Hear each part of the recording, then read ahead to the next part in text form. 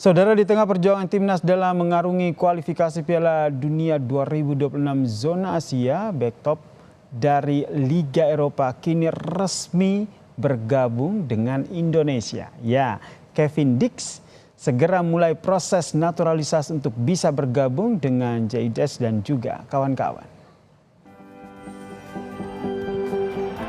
Inilah Kevin Dix. Bek andalan FC Copenhagen Denmark ini tak lama lagi akan memperkuat timnas Indonesia. Kevin Dix yang memiliki darah Indonesia dari ibunya yang bermarga bakar besi tertarik membela timnas Garuda sejak 2020. Namun PSSI kala itu khawatir terganjal aturan FIFA karena Kevin Dix sudah pernah membela timnas Belanda U21. Kini mimpi Kevin Dix untuk membela tanah air ibunya mulai terwujud. Ketua Umum PSSI Erick Thohir mengungkapkan Kevin Dix resmi bergabung dengan Indonesia dan segera menjalani proses naturalisasi. Diharapkan proses naturalisasi bisa cepat dan Kevin Dix bisa bermain untuk timnas di bulan November. Kemarin kalau udah salaman berarti kan udah fix lah, tinggal prosesnya. Ya tentu kita akan mendorong kepada Bapak Presiden. Ya, setelahnya tentu DPR untuk ada percepatan, tapi window-nya kalau kita lihat itu di bulan Maret bisa main. Tapi kalau bisa November, ya kenapa tidak? Bermain sebagai bek, Kevin Dix memiliki prestasi yang mentereng. Ketika bermain di Feyenoord, Kevin berhasil meraih trofi Johan Cruyff Shield serta Piala Belanda. Di Copenhagen, Kevin menjuarai Liga Denmark 2 kali berturut-turut serta meraih juara Piala Denmark. Dengan segudang prestasi dan pengalaman bermain di Liga top Eropa seperti Liga Italia bersama Empoli dan Fiorentina, kehadiran Kevin Dix diharapkan mampu menambah kekuatan lini belakang timnas yang tengah berjuang di kualifikasi Piala Dunia 2026. Tim Liputan Kompas TV.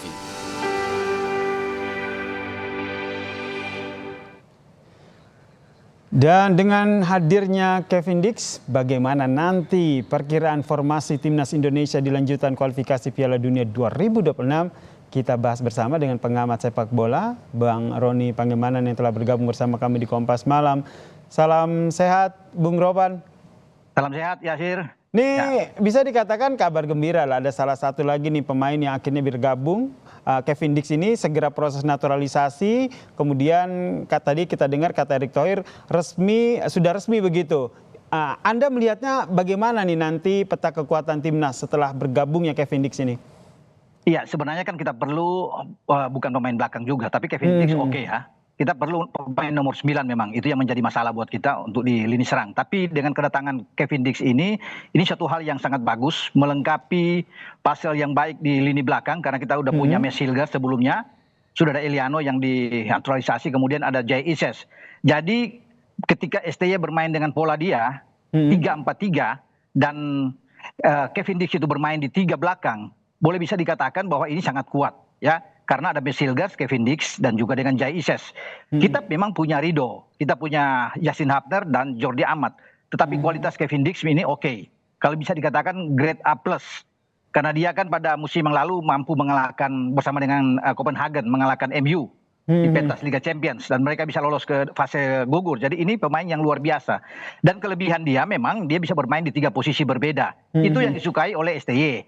Selain bermain di bek tengah, dia bisa digeser bermain di kanan. Jadi kalau Sandy Walsh mengalami cedera ringan, bisa dioptimalkan atau dia bermain di kiri, bermain di kanan ya, untuk November misalnya. Atau Asnawi tidak bisa bermain, jadi bisa di kanan. Berarti Kevin Dix ini tidak hanya untuk memperkuat lini belakang begitu? Gelandang bertahan juga dia oke, masih bisa dimainkan. Walaupun di sana kita masih punya Tom Haye, masih punya Ivar Jenner dan punya Nathan Cho, tapi dia bisa dimanfaatkan. Memang kalau melihat dari posisi asli dia di Copenhagen selama ini dia bermain di bek tengah. Ya, jadi memang pas kalau dia ada bermain di 3 serangkai di belakang dengan kapten JIS dan Mes Hilgers. Saya pikir itu yang tersedia, begitu ya, Sir. Nah ini yang menjadi beberapa pertanyaan publik adalah kenapa harus Kevin Dix gitu kan, pemain belakang kita kan melimpah, sebut saja ada Jaides, kemudian ada Pas begitu kan juga sudah kuat begitu. Apa yang Anda baca dari pola yang nantinya akan disusun oleh STY? Iya, tadi saya sudah bilang sebenarnya kita butuh pemain nomor 9 di lini depan atau paling tidak ada gelandang. Tapi kenapa Kevin Dix yang tersedia memang dia. Karena tidak main-main tidak sembarangan untuk mengambil pemain diaspora untuk bermain di tim nasional. Kan harus dihitung benar-benar yang pemain yang grade A yang bagus. Nah, Kevin Dix ini kan sudah lama dibidik oleh STY. Jadi bukan pada 1-2 tahun, sudah dari 3-4 tahun yang lalu. Dan akhirnya dia bisa memilih untuk bermain bersama Indonesia. Jadi kita harus bersyukur dengan Kevin Dix ini. Dan juga keberadaan dia di belakang ini sangat baik karena pemain-pemain belakang itu rentan cedera. Mereka bisa dapat akumulasi kartu karena bagaimana menahan lini serang lawan dengan bermain tackle keras atau bermain cedera, dan mereka akan cedera. Jadi kita sangat mewah di belakang. Ketika tidak ada Hilgers atau Rido, Yasin Hapner, kan ada Kevin Dix bisa bermain.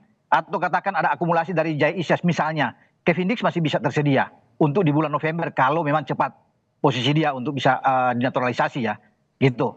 Oke, nah kalau kita lihat di Kevin Dix sendiri kan juga piawai cetak gol, kemudian juga punya pengalaman di Eropa gitu. Apakah ini juga bisa jadi senjata baru begitu buat timnas untuk melawan Tiongkok nanti? Oh iya, tapi kan Kevin Dix belum bisa bermain lawan Tiongkok. Betul. Dia akan tersedia nanti lawan Jepang kalau cepat lawan Jepang sama Australia. Ya, tapi kalau kita bicara dengan Kevin Dix ini sebagai pemain belakang yang suka mencetak gol dan punya naluri mencetak gol, ya. Di Copenhagen dia bermain 90 kali, 10 diantaranya dia membuat gol.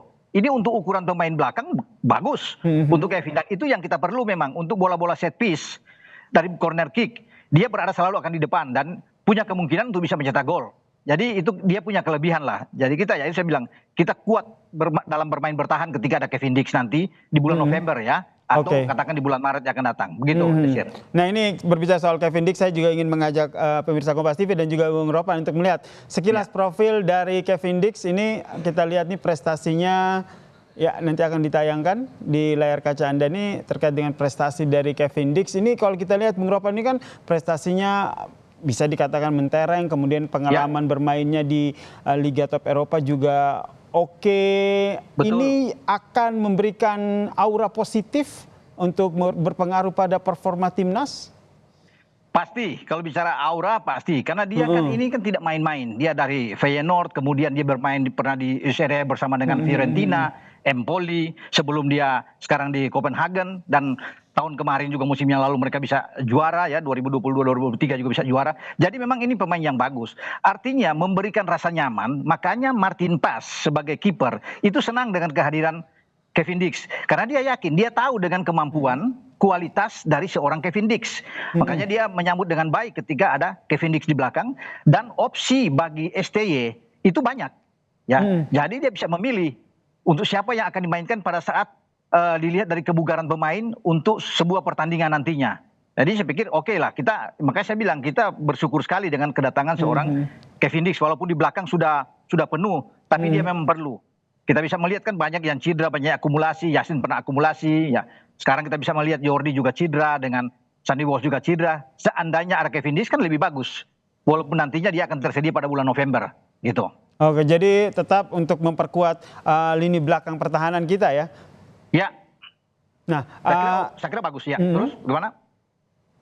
Oke, akan memperkuat lini belakang kita. Kemudian nanti dalam pola formasi nanti mungkin masih bulan November begitu seperti kata Anda. Nanti akan seperti apa nih Kevin Dix ini dimainkan atau diturunkan di timnas nanti? Iya, saya kira kita akan menghadapi Jepang duluan tanggal 15 sebelum lawan Arab Saudi. Dan pelatih Jepang, Hajime Moriyasu, itu tahu dengan keberadaan seorang Kevin Dix. Dia memahami sekali bahwa pertahanan Indonesia akan lebih tangguh, lebih kuat setelah Hilgers juga datang. Sehingga kalau bicara dengan pola apa, strategi apa, STY akan memainkan dengan 3-4-3 ya untuk bermain di belakang dengan 3 yang saya bilang tadi. Ada Hilgers, ada Jai Isyets, dan juga ada dengan Kevin Dix itu. Kalau Yasin Hapner dimainkan misalnya atau Rido dimainkan, bisa aja bergeser ke kanan karena dia memang bisa juga bermain di kanan di posisinya Sandy Walsh di bek kanan. Jadi memang ini oke kalau bisa bermain dengan polanya STY, karena STY juga kan bisa itu fleksibel bermain dan 3-4-3 akan ketika ditekan kita akan jadi 5 pemain di belakang. Verdong akan turun dari sisi kiri dan juga kalau Kevin Dix ada di kanan dia akan ikut membantu untuk menjadi 5 pemain ketika kita ditekan sebelum kita melakukan transisi permainan gitu. Oke, kehadiran Kevin Dix ini juga akan bisa jadi motivasi begitu bagi pemain timnas untuk bisa berbagi pengalaman nantinya gitu. Anda melihatnya nanti pengaruh dari Kevin Dix ini akan merubah formasi atau STI akan tetap memanfaatkan formasi yang lama dengan menambahkan Kevin Dix? Tidak akan merubah sama sekali. Tidak akan merubah, hanya saja ada pemain yang mungkin tersingkir ketika Kevin Dix bermain, apalagi dia ditaruh di tengah. Karena di tengah itu kan ada Jordi, ada Rido, dan ada Yasin Hapner yang bisa bermain di sana. Kalau dua sudah oke sebelumnya ya, Max Hilgers dan Jai Ises ini pasti akan benar-benar selalu akan dimainkan jika mereka dalam kondisi yang bagus. Ditambah dengan Kevin Dix, berarti ada 3 bermain dengan 3-4-3, sudah bisa dijamin bahwa Kevin Dix ada di belakang. Itu yang tidak tersedia ya, yang saya bilang tadi dengan Rido, Yasin Hapner dan dengan Jordi Amat. Tapi kalau STY bermain harus menggeser dia ke kanan, saya pikir tersedia di tengah itu Rido bisa bermain, atau Yasin Hapner bisa bermain untuk mendampingi Max Hilgers dan mendampingi Jai Ises. Berarti di kanan adalah Kevin Dix. Saya pikir begitu. Oke, ini kita tinggal menunggu nih kehadiran Kevin Dix untuk memperkuat timnas. Tapi sebelum ke situ nih, bentar lagi nih kita akan melihat pertandingan Indonesia melawan Tiongkok. Anda melihatnya seperti apa optimismenya? Saya pikir Tiongkok tidak akan tinggal diam. Mereka sudah 3 kali kalah. Mereka tidak akan bermain untuk bertahan. Mereka akan ofensif. Tidak akan malu di kandang. Branko Ivankovic sebagai pelatih mereka akan menyuruh untuk bisa menekan habis. Tetapi kita punya peluang. Di saat mereka sedang terpuruk dengan 3 kekalahan. Dan kita 3 kali imbang, belum pernah kalah. Ini akan menjadi motivasi yang berlebihan bagi pemain-pemain untuk membuktikan. Karena di sini ada kesempatan setelah kita gagal kemarin mengambil 3 poin lawan Bahrain. Sekarang ada di Cina. Dan kita punya peluang. Dengan ketambahan Max Hilgers dan juga dengan Eliano, kita punya kesempatan untuk bisa menang.